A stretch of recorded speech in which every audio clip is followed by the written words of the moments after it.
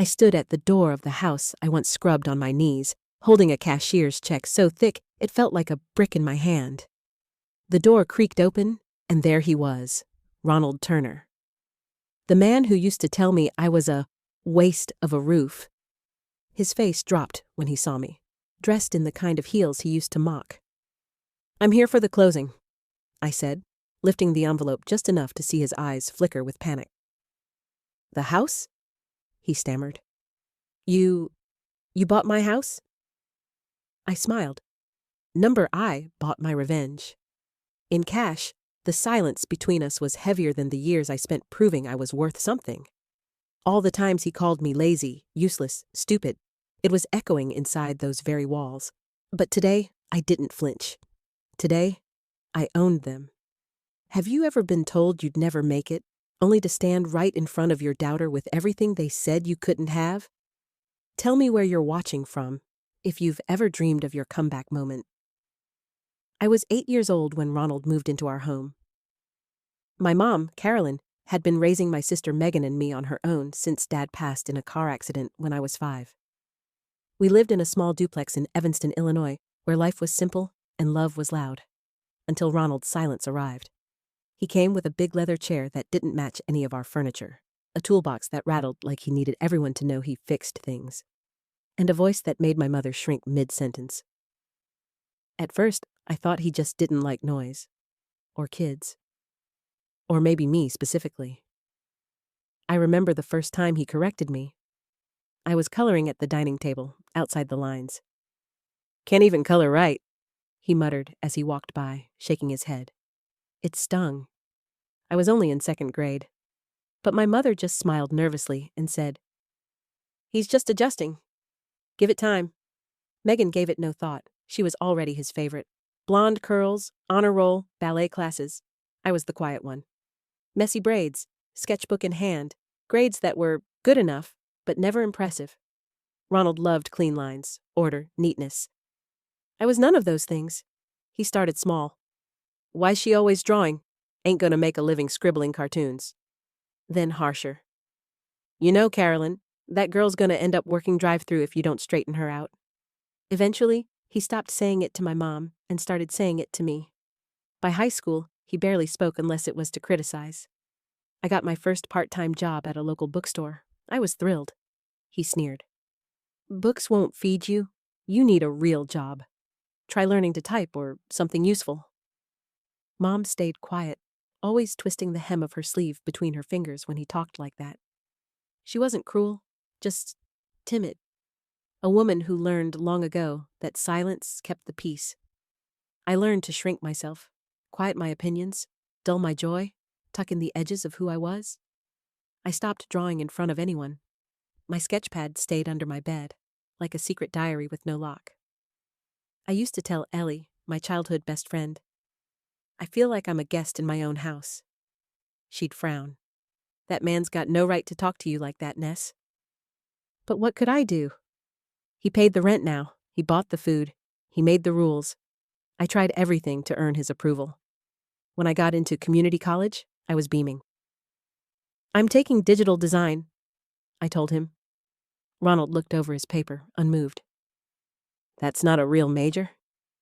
He told me once that I was nothing but a burden my mama kept dragging around like dead weight. That line, I can't forget it. It wasn't even during a fight. It was just casual. A sip of coffee, a glance, a gut punch. One Thanksgiving, he gave Megan a new phone. He gave me a dish towel. "You like helping in the kitchen, right?" He smirked. I laughed like it didn't hurt. By 22, I was working at a diner, saving every dollar. I had dreams, small ones at the time. Maybe my own apartment, a portfolio website, freelance clients. But Ronald kept reminding me how ridiculous that was. "No one pays people like you for creativity. That's for rich kids and lucky folks. You'll be lucky to afford ramen in 5 years. Even when I got my first client, a local bakery that needed a logo, he waved it off. They probably just felt sorry for you. But something inside me shifted after that. That small $50 check lit a match. I started waking up earlier, learning online, reading branding books between shifts, I used every tip money I earned at the diner to buy better software, tools, a refurbished laptop. I never told Ronald what I was building. I didn't need another speech about pipe dreams. Megan, meanwhile, was in law school. Ronald couldn't stop bragging. Megan's gonna marry a doctor or a lawyer, or maybe be one. Now that's a daughter. The comparisons never ended, but I stopped listening. I started believing that maybe, just maybe, I didn't need his belief to build a life. At night, I'd sit under my thin blanket, my headphones in, watching tutorials, sketching logos for fake companies just to practice. No one saw it. No one praised it. But I was laying bricks in silence. And deep down, I made myself a quiet promise. One day, I'll be someone he can't ignore. One day, I'll succeed so loudly, he won't be able to drown me out. The day I turned 24, I treated myself to a chocolate croissant from the French bakery I had just rebranded. They couldn't afford to pay me much, but they gave me free pastries for 3 months. I was proud. I even walked back home humming, thinking, for once, I'd share my little joy. Ronald was in his recliner, watching a rerun of some dusty western. My mom was folding towels in the corner. Megan was FaceTiming with her boyfriend. Guess who just landed a design contract with the Artisan Bakehouse? I said, dropping the croissant box on the table like a trophy. Ronald didn't even look up. That a real business, or one of those artsy hobbies where people pretend to work? Megan didn't glance away from her phone. Wait, you got paid in bread again? Carolyn smiled weakly. Well, sweetie, at least you're keeping busy. I wanted to scream, but instead I nodded, picked up the box, and took it to my room. That was how it always went. Subtle, quiet, minimizing. They didn't curse me out. They just erased me. One Sunday afternoon, Megan announced her engagement at brunch. Ronald stood up to toast. To the smartest, most accomplished woman I've ever known. You never disappoint, Megan. Everyone clapped. I clapped too, even though my stomach burned. I was the one who helped Megan write her college essays. I designed her wedding website. I took her engagement photos on a $200 secondhand Canon because she didn't trust any random photographer. Not once did anyone say thank you. Later that night, I overheard Ronald say to my mom, Vanessa's just background noise. Megan shines. That was the moment something cracked. I didn't cry. I didn't run. I wrote the quote down in my sketchbook, just background noise.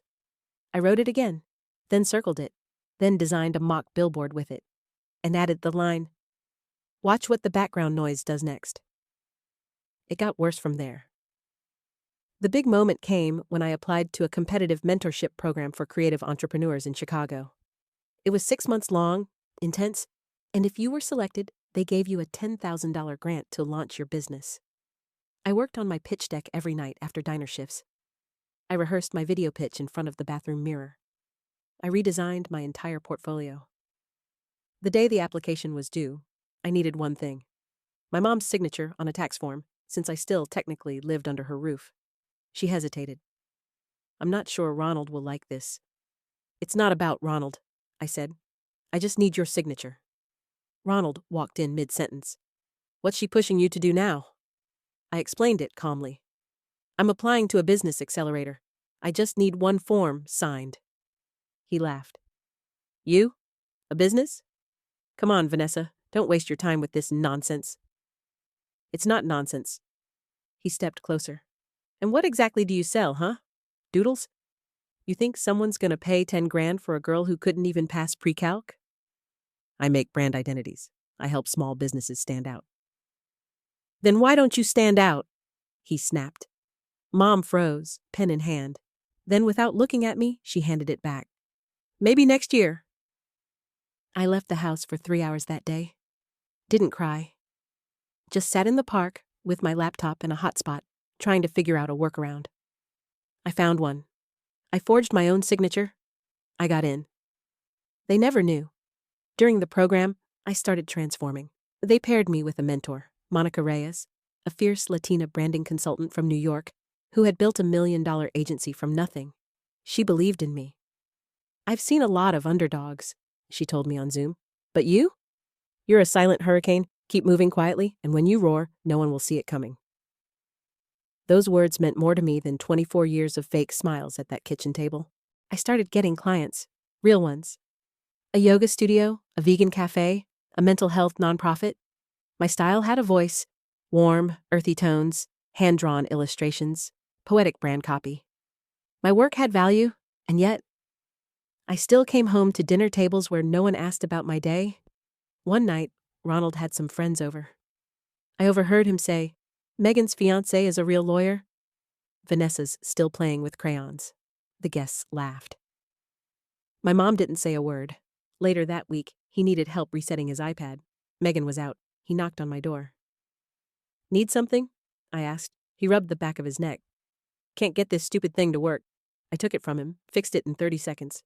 As I handed it back, he muttered, "Guess all that screen time taught you something after all." I waited for the thank you. It never came. Then came the inheritance dinner. Carolyn had received a small property in Wisconsin after her aunt passed. It was a one-bedroom lake cabin, worth maybe $80,000. Still, it was hers. Ronald announced, "We're going to fix it up and rent it. Should be Megan's someday, obviously." Carolyn nodded. "Yes, Megan's the responsible one." I stared at my plate. Megan shrugged. "Makes sense." I wasn't even asked what I thought. I was invisible. Afterward, I told Ellie, "It's like I'm not even family." She replied, "Then maybe it's time to build your own." The final straw came 6 months later when I returned home late after working a branding event downtown. My name wasn't on the lease. Ronald said I wasn't contributing real money. So when I found my things packed into garbage bags on the porch, I knew he made good on his threat. "Time you learned what life's really like," he said when I banged on the door. I had nowhere to go. But I didn't call Megan. I didn't beg my mother. I called Ellie. She let me sleep on her pull-out couch for 3 weeks. I told her, "I feel like I'm shedding old skin." She smiled. "Good, don't put it back on." The night I hit rock bottom was 2 days after I left Ronald's porch with my life stuffed in garbage bags. It was snowing hard. I was riding the Blue Line back to Ellie's apartment after a pop-up branding event for a Black-owned skincare line. I'd made $400 that night, more than I'd ever made in a single gig. But instead of celebrating, I was shivering on a train, staring out the frosted window, feeling like an orphan in my own city. Ellie had offered me her bedroom that night. She was heading out to her boyfriend's. I let myself in, dropped my tote bag by the door, and collapsed on her bed, coat still on. I stared at the ceiling for a long time before whispering, "How did I become disposable?" The next morning, I woke up to 5 missed calls from my mom. I sat up straight. My chest tightened. I called her back. Her voice was trembling. "Vanessa, it's Ronald. He collapsed in the garage. Paramedics said it was a cardiac arrest." My mouth went dry. "Is he—" "They've taken him to Mercy General. They're trying to stabilize him." I should have felt something. Panic, guilt, fear. But all I felt was a strange, numb silence. I whispered, "Do you want me to come?" She hesitated. "Megan is already here." That's when I knew. She didn't need me. She just didn't want to be alone with what came next. I got to the hospital by noon. Carolyn and Megan were in the waiting room, eyes red, coffee in hand. The moment my mother saw me, she exhaled like it was the first breath she'd taken in hours. "He's in ICU," she said. "They're not sure if he'll wake up." I stood beside her, my hands in my coat pockets, unsure what to say. Megan looked up from her phone. "You didn't have to come?" I raised an eyebrow. "Why wouldn't I?" She gave me a shrug that held 1,000 judgments. Before I could respond, a nurse came over. "Turner family?" We all stood. "I'm sorry," she said, voice soft. He coded again during the scan. We did everything we could. Mom buckled. Megan caught her. I stood frozen. The funeral planning was swift. Ronald had no siblings, and his parents had passed years ago. Megan took the lead on everything. Casket, flowers, obituary. I offered to help. She brushed me off. "We've got it handled," she said. "You've had a long enough break from the family." A break? I wanted to laugh, but I said nothing. At the service, I stood in the back. There was a slideshow running. Photos of Ronald and Megan fishing, Ronald at Megan's graduation, Ronald laughing at some barbecue. Not one photo of me. Not a single one. The grief I felt wasn't about his death. It was about being erased from a life I never even got to exist in fully. After the service, Carolyn came to me. She was shaking. "I know things weren't always fair," she said, reaching for my hand. I didn't pull away, but I didn't squeeze back. She continued, "Ronald, he was complicated." I nodded. That's one word for it. "He thought he was helping by being hard on you?" I smiled bitterly. "He helped me, all right. Just not the way he meant to." That night, alone in Ellie's apartment, I cried for the girl I used to be. I cried for the sketchbooks I tore up after he mocked them. For the jobs I didn't apply for because I thought I wasn't good enough. For the years I spent thinking my worth needed a man's approval. I cried so hard I forgot to breathe. But somewhere between the sobs, I heard a voice. My own voice. Say, "Now, you're free." I returned to my work with a fury. I threw myself into client projects. I redesigned my own brand. I finally launched my personal studio, Clark Creative Company. I no longer hid it from anyone. My story was now public. My pain was my platform. Within 6 months, my revenue tripled. A year after Ronald's funeral, I was speaking at a women's branding conference in Atlanta. I stood on stage, clicker in hand, telling a room of 300 women, "Don't wait for someone to believe in your voice. Speak anyway." They stood and clapped. I looked down at the front row and imagined a girl with messy braids and paint on her fingers, finally smiling. And then, 2 years later, I saw the listing. I was scrolling Zillow at 2 a.m., just out of curiosity when I saw it. 3BR 2BA, home in Evanston suburb, motivated seller. My heart stopped. The photos confirmed it. It was Ronald's house, my childhood prison, my shadowed origin story, on the market. The agent's note read, "Estate sale. Serious inquiries only."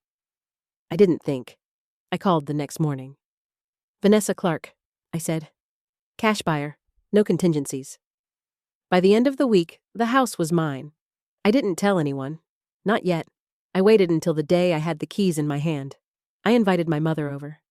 She hadn't been to the house since Megan moved out, and renters had briefly lived there. She looked confused as she stepped onto the porch. "Why are we here?" I opened the door. "Because I need to show you something." The house was quiet, cold, familiar.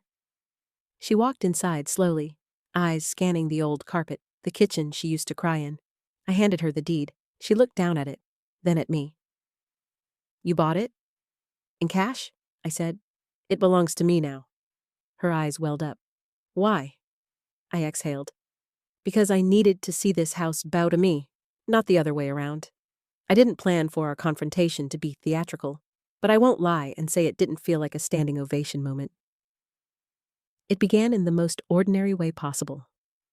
A closing meeting scheduled at a mid-sized real estate office in suburban Tennessee. But that ordinary setting? It became my stage. When I walked into the room, Ronald was already seated at the long wooden table, dressed in his usual blazer that probably hadn't been updated since the early 2000s. He looked up, expecting to see a realtor or a clerk. Instead, it was me. "Danielle?" he said, blinking like he wasn't sure if I was real. "Miss Allen now?" I replied, smoothing my blazer. "But you can call me Ms. if that's easier." His jaw shifted, unsure if this was some mix-up. It wasn't. The agent began the meeting like it was any other closing. "We'll go through the final documents. The buyer is prepared to wire the full amount." Ronald kept glancing at me like I was a hallucination that wouldn't leave. When the agent slid the contract toward him for signature, he finally snapped. "This is a joke, right?" he said, his voice cracking. "You're the buyer?" I took the contract and signed it without breaking eye contact. "Yes, I'm the buyer. Cash buyer, actually." "You can't possibly afford this house," he said, trying to laugh. "You were, what, a waitress?" I leaned forward, elbows on the table. "You remember what you told me when I moved out of your house after our divorce? That I'd be lucky to afford a broken-down apartment with mold on the walls? His silence was the only confirmation I needed. Well, now I own a wellness brand that made $3.7 million last year. So technically, I can afford 6 houses like this. The real estate agent cleared his throat, clearly sensing tension, but smart enough not to interfere. I didn't mean, Ronald started, but I cut him off. You did. You meant every word. You said I was lazy, ungrateful, too emotional, too needy. You told your friends I was a drain on your resources, that my dreams were childish. Remember that? He looked down at the table. His signature was still needed. You once told me that no man would ever want a woman like me, that I was lucky to be tolerated. He finally signed. I took a deep breath and slid the final check across the table. This is for the home, but you don't just lose bricks and drywall today, Ronald. You lose the last place where your voice echoed louder than mine. He shifted uncomfortably. Why are you doing this? Just to humiliate me? I shook my head. Number that was never the goal. The humiliation part? That's a bonus. I stood up and took the keys from the agent. Ronald sat still, holding a pen like it could somehow rewrite the past. As I walked toward the door, I turned back one last time. Oh, and Ronald? Don't worry, I'll repaint the den. That green was always hideous. Outside, the sun hit my face, and for the first time in years, I felt like the air wasn't heavy. I had walked through fire, yes, but I didn't just survive. I rebuilt. I owned. And now, I had the keys to the very place where he tried to silence me. When I stepped out of Ronald's house for the final time as the owner, the wind hit different. It didn't feel like a victory lap. It felt like walking away from a battlefield with wounds no one could see. My heels clicked against the pavement as I got into my car, but the sound didn't echo triumph. It echoed closure. I didn't cry, not yet, but something inside me had shifted. Back at home, my real home, the one I bought with my name on every document, I sat in my kitchen in silence. The papers were signed. The title deed was mine. The house where he told me I was nothing now belonged to me. But I didn't feel celebratory. I felt cracked open. Because here's the part no one tells you about revenge. It doesn't stitch you back together. It just proves you weren't imagining the hurt. I started going through my old journals. The ones I had hidden under floorboards, in suitcases, between mattresses over the years I lived with Ronald. I had written things like, I feel invisible. I can't breathe in this house. He said no one will ever love a burden like me.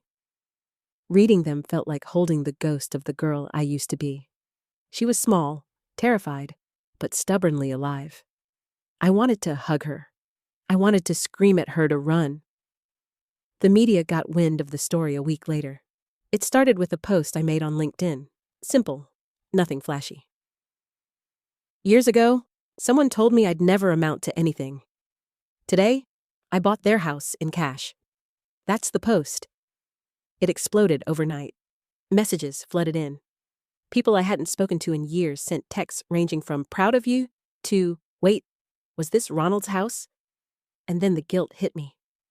Guilt for winning, for getting out, for leaving people behind who still lived like I used to live. I couldn't sleep that night. My phone buzzed nonstop with comments and praise, but my chest felt tight. I stood in front of the mirror at 3 a.m. and whispered, why do I still feel like I'm failing? That's when the dream started again. I was in that same kitchen, the one from Ronald's house. Only this time, he wasn't yelling. He was smiling, polite. But his eyes had no pupils, just black holes. In the dream, he offered me tea. I drank it, and my voice disappeared. I tried to scream, but all that came out was silence. I woke up gasping. The subconscious knows what we pretend to forget. I booked my first therapy session 2 days later. My therapist, Dr. Eliza Hart, was nothing like the cold-eyed counselors I had seen in the past. She looked at me like I was already whole, even when I told her about the night Ronald said, you better hope I never die, because no one will want you after me. That sentence used to be a prison. But when I said it out loud in her office, she didn't flinch. She said, "That's not a memory. That's a scar. And scars are proof you survived something." I sobbed. Like a little kid. That was the first time I truly cried since buying the house. Over the next few weeks, something beautiful happened. The house stayed empty. Ronald moved into a tiny condo near his sister's place, and every now and then, I'd get word from mutual acquaintances. He was bitter, confused, playing victim, telling everyone I tricked him. But I didn't care anymore. I had a key to the house, but I never entered again. Instead, I donated the property to a local women's shelter. I met with the director, a woman named Joyce, and told her, "This house once held a woman hostage in plain sight. Let it become a place where women escape." She held my hand. She didn't say much, just looked at me like she saw me. For the first time in years, I felt free. One afternoon, I got a message from Ronald's daughter, Maya. She was his child from a previous relationship, but I had helped raise her during our years together. We were never close, but I always looked out for her when she came on weekends. She messaged, "I know he hurt you. I want you to know I believe you, and I'm proud of you." I cried again. Because those small moments of unexpected kindness, they're worth more than revenge. Now, when people ask me about the story, the house, the headlines, the drama, I just smile. They want a revenge fairy tale. What they don't see is the decade of silence, fear, gaslighting, and emotional labor that came before it. They want the cash purchase. I remember the empty fridge. They want the moment of glory. I remember the nights of hiding bruises under sweaters made for summer. Healing didn't happen when I got revenge. It started when I gave that house away, because I finally understood. Freedom isn't about proving someone wrong. It's about reclaiming the voice they tried to erase.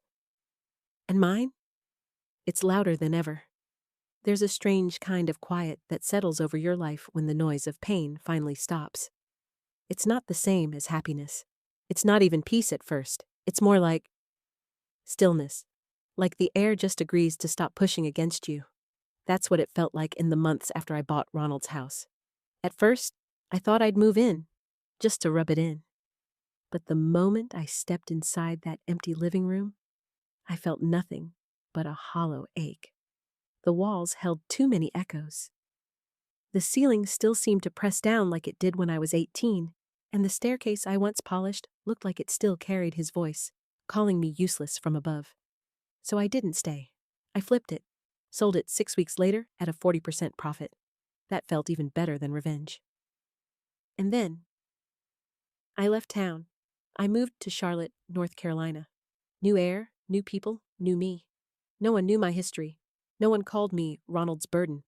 I was just Rachel Pierce, an independent consultant and business strategist with a sharp eye for neglected real estate and an even sharper heart for misfits.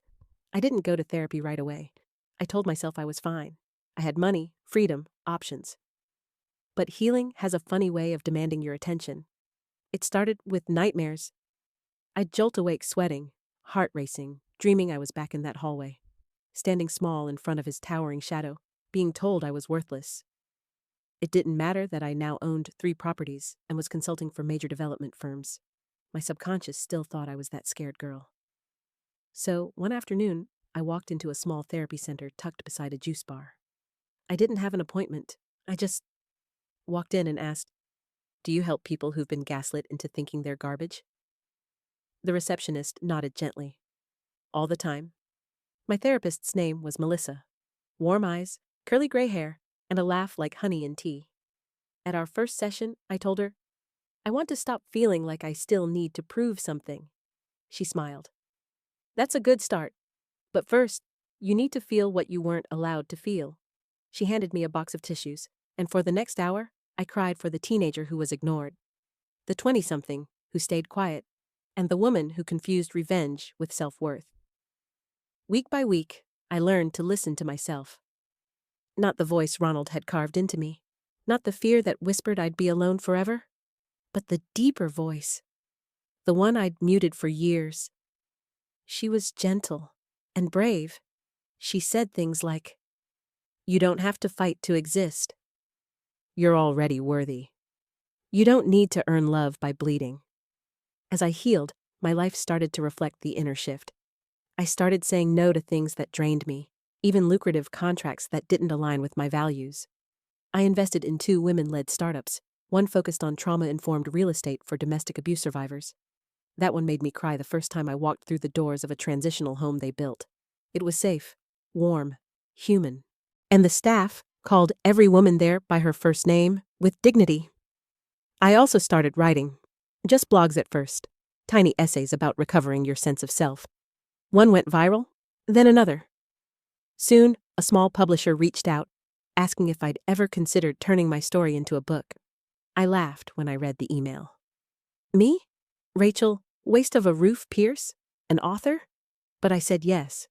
And in the writing, I felt a new kind of power. Not sharp like revenge, but soft and magnetic, like being seen without screaming. I didn't date for a long time. I needed to date myself first. That sounds cheesy, but I swear, it was life-changing. I took myself out. I went to jazz nights and ate fancy solo dinners. I booked a cabin alone in Asheville and learned how to build a fire. I sat in silence and asked myself questions like, do I like who I am when no one is watching? Am I proud of the way I treat myself? And slowly, I was. Eventually, I met someone. His name was Julian. He didn't flinch when I told him I was healing. He didn't run when I had flashbacks or bad days. He listened, like really listened, and always asked, what do you need right now? Sometimes it was space. Sometimes just a hand to hold. He never tried to fix me. That's how I knew it was real. One day, I got an unexpected email. Subject? Ronald Turner, probate notification. At first, I thought it was spam. But then I opened it. Ronald had passed. A neighbor had submitted my contact during probate due to our former business interaction. Apparently, Ronald had left a handwritten note tucked in a safe. My name was on it. My hands shook as I read the scanned image. To Rachel Pierce, if you're reading this, it means I'm gone. I know you'll never forgive me. I wouldn't either. But I hope you know. You were never a waste. I was just too broken to see your brilliance. I'm sorry. For all of it. Ronald. I sat in silence for a long time. I didn't cry. I didn't rage. I just closed the laptop and made myself tea. And that night, I lit a candle. Not for him, but for the version of me who waited years for that apology. She finally got it, and she no longer needed it to move forward. I now run a mentorship program for women from hard places. Those told they'd never amount to anything. We meet twice a month, some in person, most on Zoom. I tell them my story. They share theirs. We laugh, cry, and sometimes scream into pillows together. One girl, Maya, once asked, "Do you ever still hear his voice?" I nodded. Yeah, but now I talk back. What do you say? She whispered. I smiled. I say, thank you for showing me everything I'm not, and then I walk away. She blinked, then laughed. That's kinda badass. I grinned. It is. Healing isn't linear. It's not always graceful, but it's real, and it's yours. You don't need someone else's apology to feel free. You just need your own permission to rebuild, to rise, to become. There's a moment, right after the chaos dies down, after the adrenaline stops rushing, after the noise is gone, when you finally hear your own voice again. And for me, that moment came as I stood in the foyer of the house I now owned. The same foyer I used to sneak through when Ronald had company, afraid of being seen, afraid of being mocked, afraid of being too much of something and never enough of anything. It took years to get here, not just physically, not just financially, but internally. I had to unlearn everything that man told me about myself. That I was lazy, that I was dependent, that I had no potential, that I'd never make it without him. But here's what no one talks about. Even after you win, the old voices sometimes echo. Healing isn't always loud and proud. Sometimes it's quiet and clumsy. It's sitting on your bedroom floor, surrounded by success, but still crying because your heart hasn't caught up with your reality yet. I used to think buying that house was the finish line, But now I realize it was the beginning, because the real power wasn't in owning a home. It was in reclaiming my identity. When I first left Ronald, I didn't even know how to be alone. I didn't know how to sleep in a bed without bracing for an insult in the morning. I didn't know how to exist without defending my choices. I didn't know what I liked to eat, what I liked to wear, what I enjoyed doing, because everything had been filtered through his lens. And now? Now I go to sleep in silk pajamas, not because they impress anyone, but because they remind me that I'm worth softness. I fill my fridge with fruit I actually like, not just what was cheapest at the time. I let the house be quiet when I want, and play Stevie Nicks when I'm in the mood to dance barefoot in the kitchen. I cry without apologizing for it. I laugh without asking permission. I take up space. Because this is my life now. Mine. And if you're still stuck, whether physically, emotionally, or financially, I want to tell you something. You don't have to burn your whole world down in a day. You just have to take one brave step away from what's breaking you. I know it's hard. I know it feels impossible, especially when the person you need to leave is someone the world respects, especially when they're charming in public and cruel behind closed doors, especially when you've been made to believe you're the problem. But let me tell you what I learned. People like Ronald don't fear strong women because we're loud.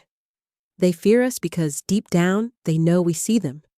We see their weaknesses, their insecurity, their manipulation, and they hate that. So, if you've ever been belittled, broken down, or made to feel small, don't rush your comeback. Nourish it, nurture it.